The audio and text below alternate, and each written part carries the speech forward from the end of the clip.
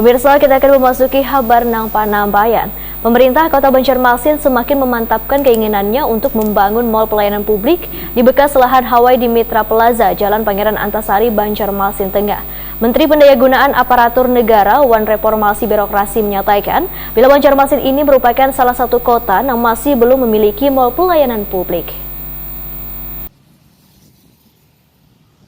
Pemerintah Kota Banjarmasin semakin memantapkan keinginannya membangun mal pelayanan publik di bekas lahan Hawaii di Mitra Plaza, Jalan Pangeran Antasari, Banjarmasin Tengah. Asisten 2 Bidang Ekonomi Wan Pembangunan Banjarmasin Doyo Pujadi Waitakuni Prima TV Baisukan Selasa 12 April 2022 memedahkan Menteri Pendayagunaan Aparatur Negara Wan Reformasi Birokrasi menyatakan bila Banjarmasin merupakan salah satu kota yang masih belum memiliki mal pelayanan publik, sehingga pemerintah kota melakukan survei atau meninjau lokasi yang sudah diwacanakan untuk dibangun mal pelayanan publik, yaitu di bekas lahan Hawaii di Mitra Plaza Banjarmasin. Peninjauan didampingi staf ahli bidang kerjasama investasi Banjarmasin. Setelah dilakukan survei, kemudian menganggarkannya di APBD perubahan. Menurut Doyo Pujadi, lokasi yang akan dijadikan mal pelayanan publik panjangnya sekitar 700 meter dan tempatnya sangat representatif. Sedangkan fasilitas yang disediakan kadang hanya memberikan kenyamanan bagi warga yang ingin berurusan,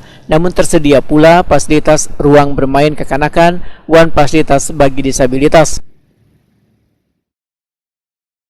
Kami mendesak untuk segera survei, bahkan kami minta langsung buat ownernya untuk percepatan survei karena terkait dengan anggaran di perubahan. Kalau sampai lambat surveinya, tentunya kan tidak bisa masuk di perubahan. Alhamdulillah deal diizinkan dari sejak pagi kami survei.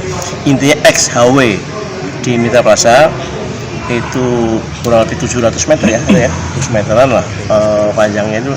Jadi mungkin cukup lah, kami survei cukup untuk pelaksanaan mal pelayanan publik.